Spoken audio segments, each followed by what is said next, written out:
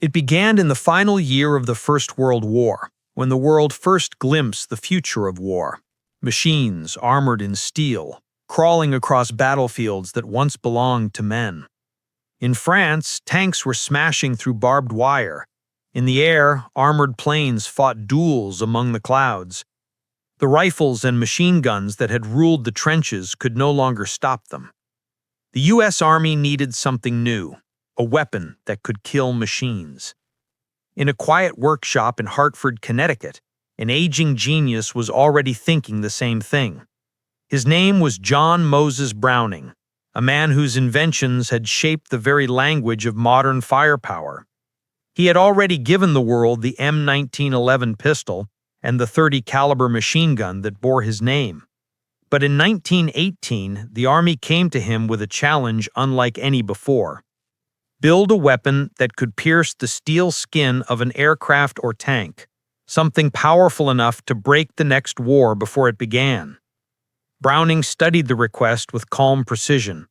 He didn't think in abstractions, only in mechanics and purpose.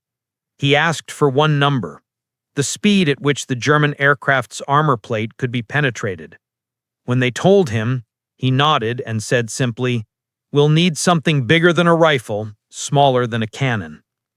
The result was a monster in miniature, a cartridge longer than a man's hand, each bullet weighing more than 4 ordinary rifle rounds. It was called the 50 Browning machine gun cartridge, or 50 BMG. 12.7 by 99 millimeters of steel and copper, designed to punch through armor at half a mile. It was a bullet so large that soldiers joked it looked like it could kill the idea of a target, not just the target itself. By 1919, Browning had designed the gun to fire it, a recoil-operated, belt-fed, water-cooled beast that spat 600 rounds per minute. When the first prototypes were tested at Aberdeen Proving Ground, the officers in attendance fell silent. The bullets tore through inch-thick steel plates and shattered the engine blocks of captured German aircraft. "It's not a gun," one observer whispered. "It's a statement." But the war ended before it could be deployed. Browning returned home, still refining the weapon, even as armies around the world disarmed. He was 64 years old, white-haired, gentle in speech, and almost fatherly toward his machines. When asked why he continued to work despite the peace, he replied, "Because peace never lasts." He would never see his greatest creation reach the battlefield. In 1926, while demonstrating a new design in Belgium, Browning suffered a heart attack at his workbench and died instantly, the tools still warm in his hands. His unfinished heavy machine gun would be completed by his colleagues at Colt and Springfield Armory, who followed his notes line by line, as if guided by scripture. They called it the Browning M2, but to the men who would later carry it, it was simply Ma Deuce. The interwar years were an age of silence for the gun, but not of stillness. The weapon evolved, tested, reforged, and perfected in the laboratories of an America preparing quietly for another storm. Engineers replaced the old water-cooled jacket with a heavy barrel, giving it the designation M2HB. It became lighter, simpler, more reliable. Each improvement brought it closer to immortality. At Colt's Hartford plant, technicians ran belts of ammunition through it hour after hour. The gun never overheated, never jammed, never failed. When the receiver glowed red from heat, it still cycled flawlessly. The recoil was violent but predictable, the action smooth as clockwork. It was the mechanical equivalent of inevitability. By the 1930s, it was everywhere, on tanks, trucks, and the wings of new American aircraft. The Army Air Corps tested it in the skies, mounting twin Brownings on pursuit planes. The Navy adopted it for ship defense, while the infantry began fitting them to tripods for anti-aircraft work. The cartridge itself, the half-inch slug born from Browning's imagination, proved unstoppable. At 2,900 feet per second, it could pierce half an inch of steel from 1,000 yards away. Soldiers who trained with it described it as a weapon that spoke in thunder.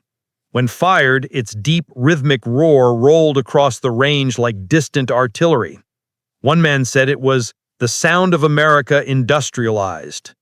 And in truth, that's what it was, the sound of mass production, of a nation that had turned invention into power. Across the Atlantic, another storm was forming. In Germany, tanks rolled across Poland. In France, machine guns chattered in retreat. The world had gone to war again, and this time, the machines ruled completely. Yet as the American army prepared for its inevitable entry, the M2 sat ready, old perhaps, but unchanged. When American soldiers first trained with it at Fort Benning in 1941, many laughed at its weight, 84 pounds for the gun alone. But when they saw what it could do, the laughter stopped. At the range, the instructor pointed to a steel plate a quarter-mile away and told a corporal to open fire. The first burst shattered the plate in seconds. The corporal whistled softly.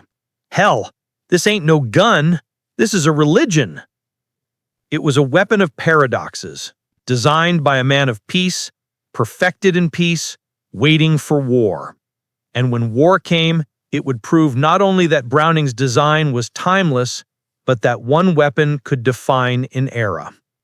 In December 1941, after Pearl Harbor, American convoys began forming across the Atlantic and the Pacific. On their decks, on their trucks, on every half-track that rolled toward the front, one silhouette appeared again and again, the squat, heavy barrel of the Browning M2. It was the universal symbol of American firepower. Simple, unstoppable, inevitable. Wherever soldiers went, it went with them. Mounted on jeeps, bolted to tanks, rigged on aircraft, or manned on the decks of destroyers, the M2 became the constant heartbeat of U.S. warfare. To touch its handles was to feel the legacy of the man who had built it 20 years earlier, a weapon designed not for a single battle, but for everyone that would follow. When America entered the deserts of North Africa in 1942, the Germans would learn what the Americans already knew, that John Browning's final creation was more than a machine gun. It was the sound of power itself. When the first American convoys rolled onto the sun-baked shores of North Africa in late 1942, they brought with them more than men, tanks, and jeeps. They brought a new kind of thunder, the deep, chest-shaking roar of the Browning M2.50 caliber machine gun. The Germans would come to know it by sound alone, long before they ever saw it. The U.S. soldiers who disembarked during Operation Torch were green, untested, and nervous. Many had never fired a shot in anger. But strapped to every half-track, mounted on every Sherman, and bolted to the back of every Jeep was the same weapon. A heavy steel gun with a rectangular receiver and a barrel as long as a man's arm. They called it Ma Deuce, a name spoken with a mix of affection and reverence. It was cumbersome, stubborn to carry, and deafening when it spoke, but when it did, the battlefield changed shape. In the open desert, where there were no trees, no cover, and no mercy, the .50 caliber round was king. The air was so dry that every burst echoed across miles of sand. When American convoys were ambushed by German patrols, lean, fast-moving teams in Opel Blitz trucks and SD KFZ 251 half-tracks, the gunners swung their M2s around and pulled the butterfly triggers. What followed was chaos. Metal ripped like paper, engines exploded in sparks, and men dove for cover as armor-piercing rounds punched straight through steel doors. At 100 yards, a .50 cal bullet didn't just pierce a truck's engine block, it blew it apart. At 500 yards, it could tear through both sides of a half-track and still have enough energy to kill the crew behind it. Even the lightly armored flanks of Panzer III tanks weren't safe. At close range, the heavy slugs could penetrate vision ports or shatter tracks. One after-action report from Tunisia, February 1943, read simply, "Enemy vehicles were engaged with .50 caliber machine guns. Results: total destruction." The Germans, who had grown accustomed to rifle fire bouncing harmlessly off their vehicles, were stunned. They began calling the weapon der Donnerhammer, the Thunderhammer. For the men who fired it, the experience was unforgettable. When the gun spoke, it shook the ground. The muzzle flash was blinding under the African sun, and the sound, a deep, rhythmic woomph, woomph, woomph, carried for miles. The vibration could rattle teeth, and the heat from the barrel scorched faces and arms, yet soldiers loved it. You could feel the power right through your bones, one GI remembered. When you fired the 50, you weren't a man anymore. You were part of the machine. The gunner's position in a convoy was both honored and cursed. Mounted on a ring at the top of a half-track or on a pedestal in the back of a jeep was the same weapon, a heavy steel gun with a rectangular receiver and a barrel as long as a man's arm. They called it Ma Deuce, a name spoken with a mix of affection and reverence. It was cumbersome, stubborn to carry, and deafening when it spoke, but when it did, the battlefield changed shape. In the open desert, where there were no trees, no cover, and no mercy, the 50 caliber round was king. The air was so dry that every burst echoed across miles of sand. When American convoys were ambushed by German patrols, lean, fast-moving teams in Opel Blitz trucks and SD KFZ 251 half-tracks, the gunners swung their M2s around and pulled the butterfly triggers. What followed was chaos. Metal ripped like paper, engines exploded in sparks, and men dove for cover as armor-piercing rounds punched straight through steel doors. At 100 yards, a 50 cal bullet didn't just pierce a truck's engine block, it blew it apart. At 500 yards, it could tear through both sides of a half-track and still have enough energy to kill the crew behind it. Even the lightly armored flanks of Panzer III tanks weren't safe. At close range, the heavy slugs could penetrate vision ports or shatter tracks.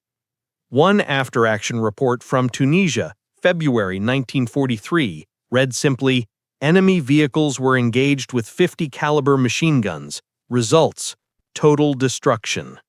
The Germans, who had grown accustomed to rifle fire bouncing harmlessly off their vehicles, were stunned. They began calling the weapon der Donnerhammer, the Thunderhammer. For the men who fired it, the experience was unforgettable. When the gun spoke, it shook the ground. The muzzle flash was blinding under the African sun, and the sound, a deep rhythmic woomph, woomph, woomph, carried for miles. The vibration could rattle teeth, and the heat from the barrel scorched faces and arms, yet soldiers loved it. You could feel the power right through your bones, one GI remembered. When you fired the 50, you weren't a man anymore. You were part of the machine. The gunner's position in a convoy was both honored and cursed. Mounted on a ring at the top of a half-track or on a pedestal in the back of a jeep was the same weapon, a heavy steel gun with a rectangular receiver and a barrel as long as a man's arm. They called it Ma Deuce, a name spoken with a mix of affection and reverence. It was cumbersome, stubborn to carry, and deafening when it spoke, but when it did, the battlefield changed shape. In the open desert, where there were no trees, no cover, and no mercy, the 50 caliber round was king.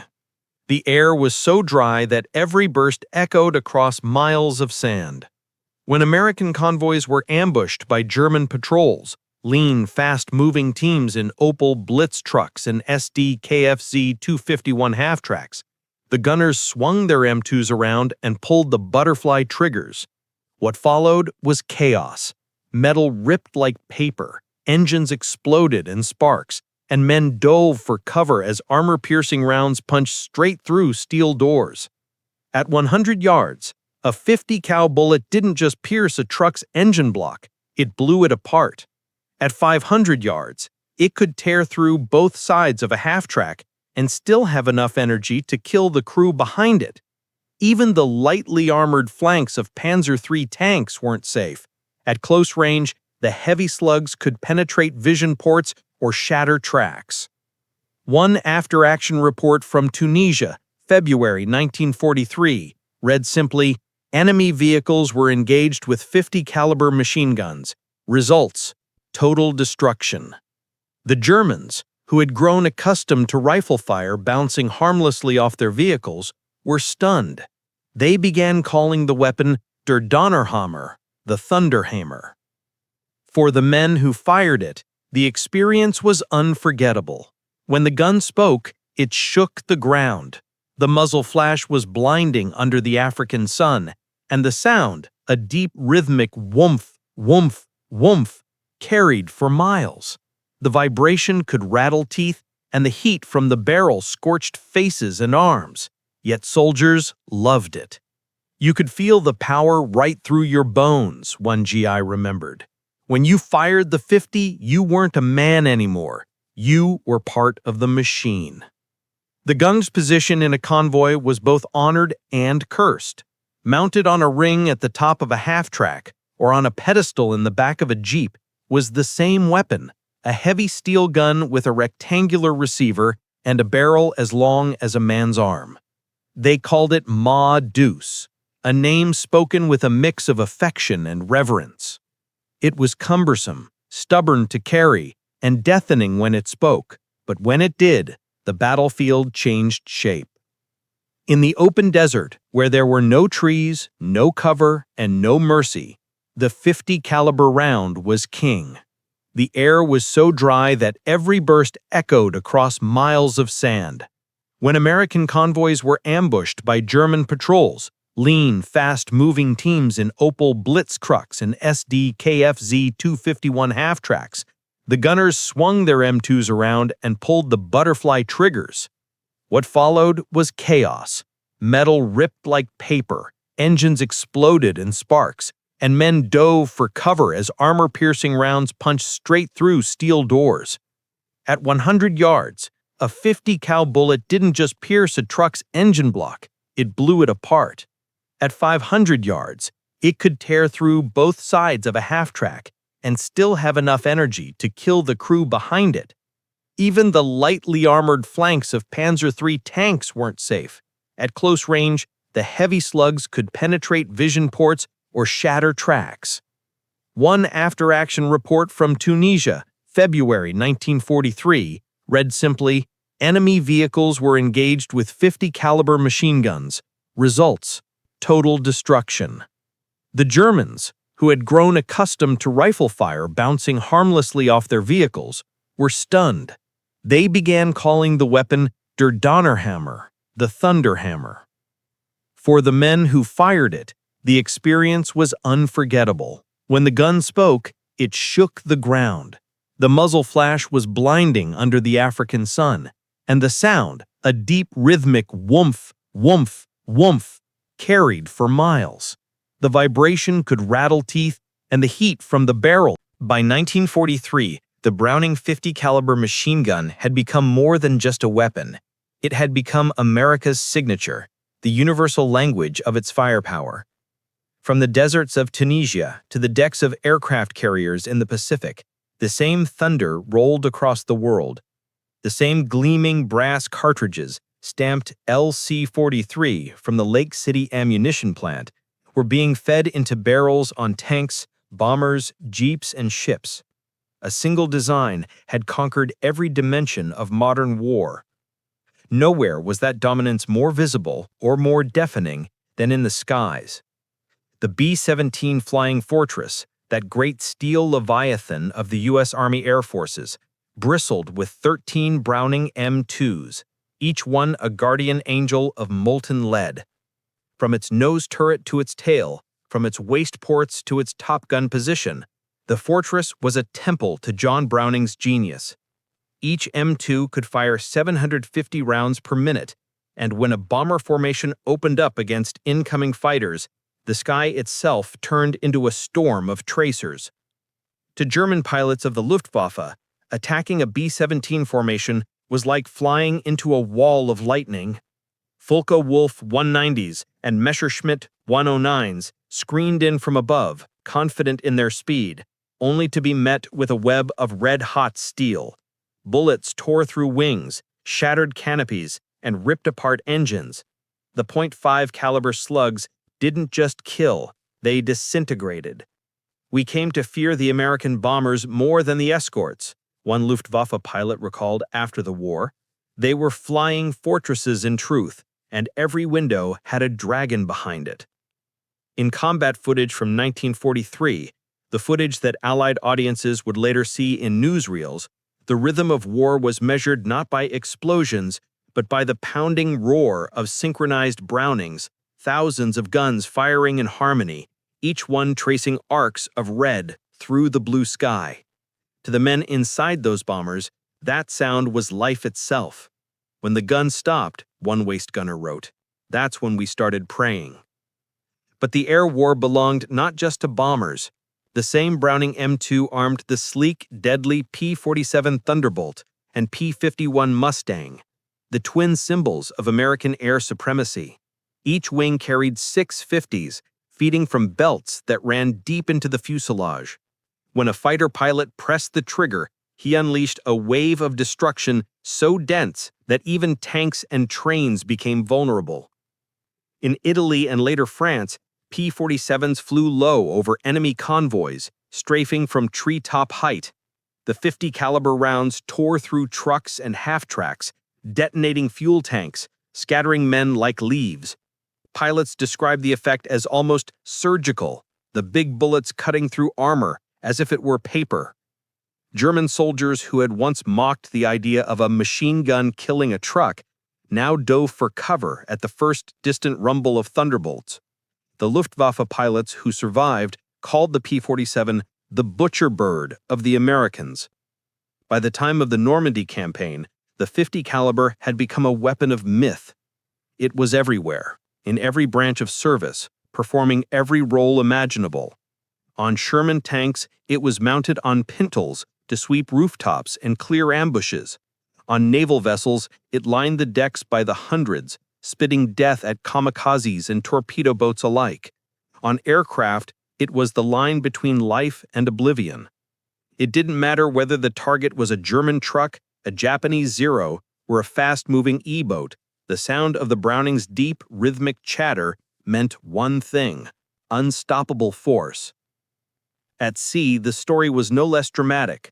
The Navy had learned early that the same weapon that could shred a truck could also bring down an airplane. By 1943, the decks of every American destroyer, carrier, and landing ship were ringed with M2 anti-aircraft mounts, some single, others in twin or quadruple configurations.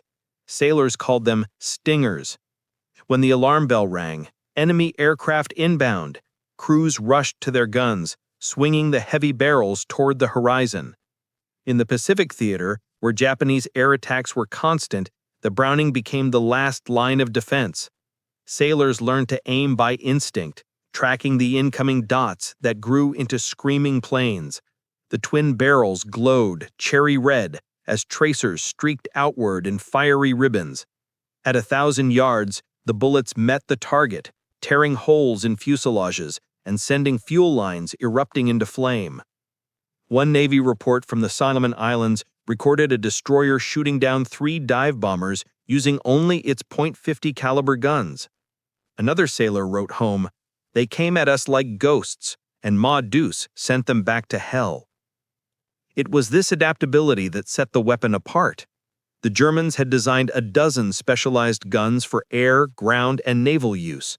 The Americans had perfected one. The Browning M2 was not merely versatile, it was universal. By late 1943, the sound of the .50 caliber was as much part of the war as the rumble of tank tracks or the whistle of bombs. It became an anthem of industry, a rhythmic beat that echoed across continents. In every theater, soldiers recognized it instantly. British infantry in North Africa would grin and say, "That's the Yanks up ahead," when they heard the deep, thudding bursts. Marines in the Pacific called it the voice of God. Even the enemy could not ignore it. German after-action reports from the Normandy landings noted the terrifying precision of American anti-aircraft fire. The large caliber machine gun fires continuously and accurately. Our armored vehicles suffer heavy losses even from long range. The Wehrmacht began issuing orders for additional armor plates on truck doors, a futile attempt to stop the unstoppable. The weapon's reach extended beyond destruction. Its very presence changed tactics. Convoys moved bolder, aircraft flew lower, landing craft pressed forward through chaos, all because the soldiers trusted the gun that never failed. On the assembly lines back home, women and men who had never seen combat fed this legend. At factories in New Haven, Framingham, and Detroit, tens of thousands of M2s rolled off production lines each month. They called it the steel heartbeat. Each gun was test-fired, oiled, and stamped with its serial number before being shipped to battlefields oceans away. To them, it wasn't just machinery, it was insurance. Every crate marked Browning Cal 50 M2 meant that somewhere a bomber would return home, a convoy would survive an ambush, a ship would make it through the night. In 1944, a reporter visiting the Frigidaire factory in Ohio, one of the largest producers of Browning guns, watched the assembly floor and wrote, "It is as though the hum of civilization itself has turned to war." By the end of 1943, the M2 had become a symbol of total American warfare. One machine, one design, serving on every front. It was the bridge between worlds, the gun that unified the Army, Navy, and Air Force under one sound, the sound of mechanical inevitability.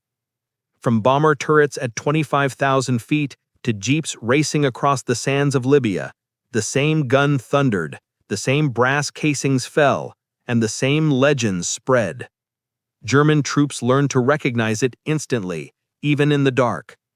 If you heard that deep rhythm, one German officer said years later, you knew there was no point in hiding, it would find you. The war had many weapons, but only one spoke the same language across land, sea, and sky. The Browning M2 had become the heartbeat of the Allied war machine, and its echo was only growing louder. The beaches of Normandy were still smoking when the Browning 50 caliber began to sing again. It had crossed an ocean on landing craft, mounted on jeeps, Shermans, and half-tracks. Now, as American soldiers clawed their way inland through the bocage, the twisted labyrinth of hedgerows that turned every field into a fortress, the heavy machine gun became something more than a weapon. It became the voice of deliverance. The hedgerows of Normandy were nightmares made of earth and stone, centuries-old embankments that rose 10 feet high and were dense enough to stop a tank. Every bend in the road hid a machine gun nest, every farmhouse a sniper. Infantry advanced yard by yard, each one a potential grave. German troops, veterans of Stalingrad and Sicily, waited in ambush, their MG-42s already trained on the openings. The Americans, pinned down and bleeding, turned to the one weapon that could cut a path through hell itself, Ma Deuce. Mounted on pintle rings atop Shermans and half-tracks, the Browning M2's barrel swept the hedges like a scythe.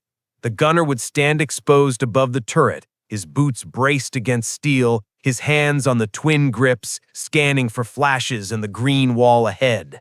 The moment a muzzle flickered, he pressed the butterfly triggers, and the air exploded. The first burst ripped through leaves, branches, and flesh alike. The second burst turned mud and wood into vapor. You didn't shoot at a man, one GI remembered. You shot at a hedge, and the men behind it just disappeared. The 50 caliber round had been designed to pierce aircraft armor. Against dirt and brush, it was overkill. The slugs blasted holes through the bocage big enough to drive a jeep through. When German troops hunkered down behind stone walls, the gunners aimed a few inches below the crest. The heavy rounds punched straight through, showering the defenders with splinters and rock dust. Even German half-tracks and light tanks, once safe behind their 8mm armor, crumbled under the onslaught. At close range, the Browning's rounds pierced side plates, shredded tires, and detonated fuel tanks. To the men in the field, it seemed that nothing could stand before it. The Germans had never faced anything like it. In Africa, they'd seen what the 50 could do to trucks. In Italy, they'd learned to respect its range. But in France, they witnessed its fury in full. Wehrmacht troops began calling it Die Schwarzsens, the Black Scythe. When American convoys advanced down the narrow country roads, the sound of the 50's deep hammering made entire German platoons melt into the trees. It could tear the world in half, one captured German private said. We called it the death drum. Reports from the front describe scenes almost unreal in their violence. At Saint-Lô, a Sherman tank caught in an ambush used its 50 to suppress enemy fire. Within minutes, the hedgerow ahead was stripped of leaves, the German position reduced to smoking silence. The tank commander wrote in his log, "One long burst, 30 rounds, and there was nothing left moving. The big gun just erased them." At Carentan, paratroopers of the 101st Airborne mounted captured Brownings on their jeeps and used them to clear crossroads.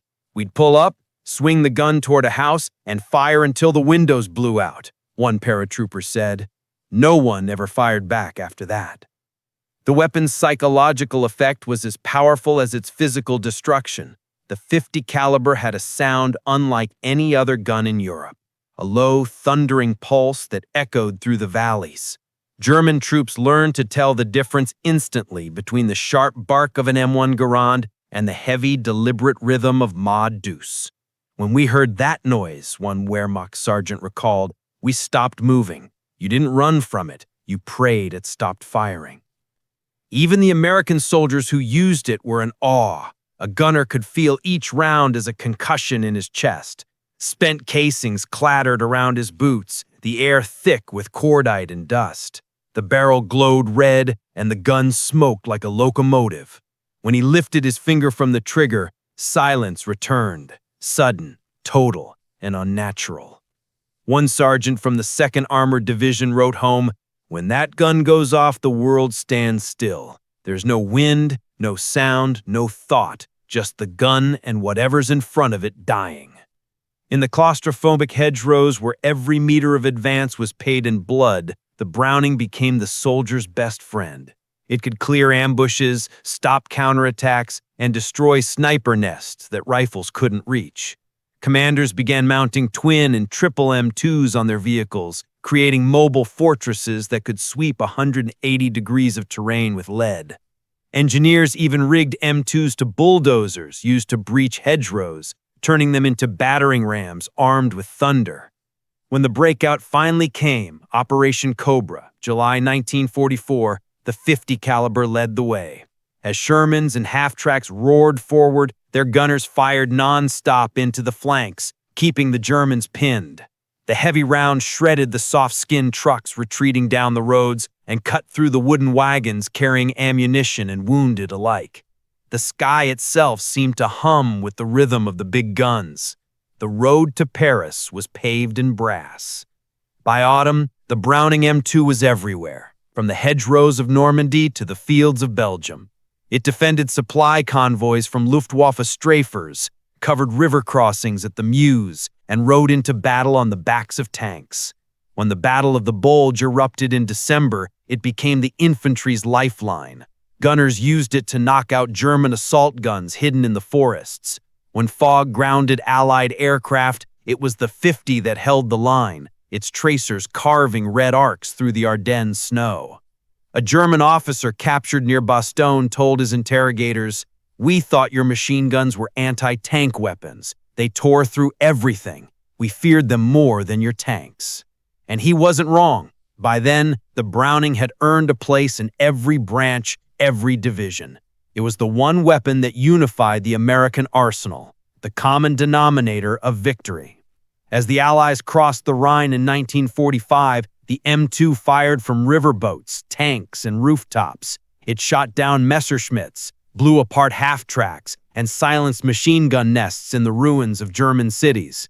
Soldiers began calling it the last sound the enemy hears. By war's end, the Browning M2 had done more than any other weapon to define the American way of war: mobile, relentless, industrial. It was not finesse that conquered Europe. It was firepower, and nothing embodied that firepower more completely than the half-inch roar of Ma Deuce. One war correspondent wrote from the front lines, watching an armored column advance through the rubble of Cologne. The 50 caliber machine gun has no equal. It is America in metal, loud, heavy, unstoppable, and everywhere at once. The war in Europe was nearly over, but the legend of Browning's gun was only beginning. It had shattered the myth of German invincibility in the desert. It had crushed the hedgerows of France, and now, as the smoke cleared over Europe, it stood as the symbol of American firepower, the thunder that rolled across continents and never stopped. When the guns finally fell silent in 1945, Europe lay in ruins, Japan smoldered, and the world tried to remember what peace felt like. But amid the silence, one sound refused to fade: the deep rolling thunder of John Browning's final creation. The 50 caliber M2 machine gun had become more than a weapon. It was a voice that spoke across generations, a rhythm of steel and fire that outlived every war it fought. In the months after victory, Allied engineers surveyed the battlefields. They found tanks rusting in hedgerows, crashed aircraft in forests, and abandoned bunkers along the Rhine. But wherever American units had fought, the M2 remained, mounted on vehicles, perched on turrets, still oiled and ready to fire. It was the one machine that seemed eternal. Soldiers who had carried it home called it the gun that won the war. And in a way, they were right. No other firearm had done so much on so many fronts. It had shredded German convoys in Tunisia, held the beaches at Normandy, defended bombers over Berlin, and torn kamikazes out of the Pacific sky. It had been fired by infantrymen, airmen, and sailors alike, every branch of service united by the same metallic heartbeat. Even before the war ended, the U.S. Army Ordnance Department knew that the Browning M2 would not be replaced. In 1944, they had begun trials for newer heavy machine guns, lighter, faster, more modern designs. None could match the original's reliability. Every test ends the same way, one engineer wrote. The new guns break, the Browning doesn't. In the years that followed, the M2 became the backbone of post-war American power. It stood guard on the perimeters of bases in Korea, mounted on jeeps and tanks that climbed the icy hills of the 38th parallel. In the frozen valleys of Chosin Reservoir, Marine gunners fired the same 50 caliber rounds that their fathers had used in Normandy. Chinese human wave assaults broke against its fire like surf against a cliff. One Marine sergeant recalled, "You'd see them coming through the snow, thousands of them. You just held the trigger down, and the gun did the rest." The weapon didn't care about the era, the enemy, or the terrain. It worked, always. By Vietnam, the M2 had evolved from legend to myth. It was mounted on river patrol boats that prowled the Mekong Delta, on helicopter door mounts that poured fire into the jungle canopy, and on forward fire bases that glowed red at night.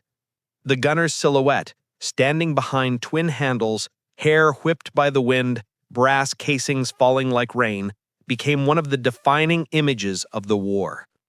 Even the sound was iconic. Pilots said they could recognize the deep, slow rhythm of the 50 caliber miles away. "You always knew where the Americans were," a North Vietnamese soldier later said. "You could hear that thumping noise in your bones."